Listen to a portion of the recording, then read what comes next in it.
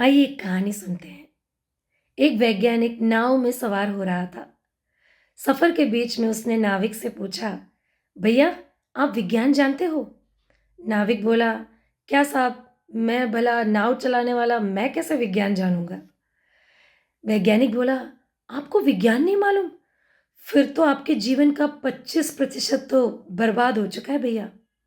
नाव फिर से आगे बढ़ी और वैज्ञानिक ने नाविक से पूछा, भैया, आप गणित जानते हो? नाविक बोला, साहब, जो 2-4 कमा लेता हूँ उसको जोड़ लेता हूँ, इसके अलावा मुझे गणित नहीं मालूम।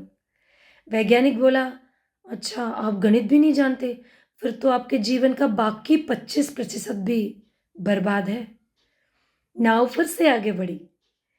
वैज्ञानिक ने नाविक से पूछा, आप अंग्रेजी तो जानते होंगे? नाविक बोला, क्या साहब, आप मेरा मजाक उड़ा रहे हो? मैं भला गांव में रहने वाला, नाव चलाने वाला, अंग्रेजी कैसे जानूंगा? वैज्ञानिक बोला, अरे भैया, आपके बारे में सोच के तो मुझे बड़ा अफसोस हो रहा है। आपको अंग्रेजी भी नहीं मालूम, आपके जीवन का बाकी 25% भी बर्बाद हो चुका है। नाव आगे बढ़ती रही। नदी के बीच में आ पहुंची। आंधी तूफान के कारण नाव डगमगाने लगी।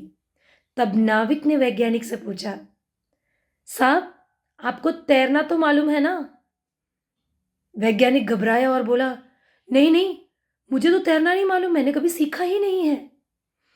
तब नाविक बोला, साहब, अब तो आपका 100% जिंदगी बर्बाद है, मेरी कम से कम 25 तो बाकी है। इस दुनिया में कई लोग इस वैज्ञानिक की तरह है।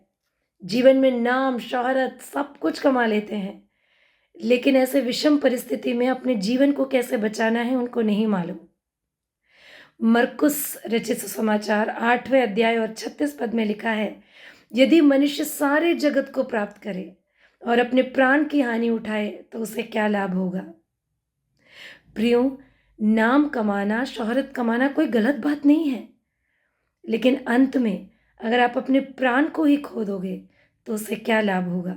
जरा सोचिए।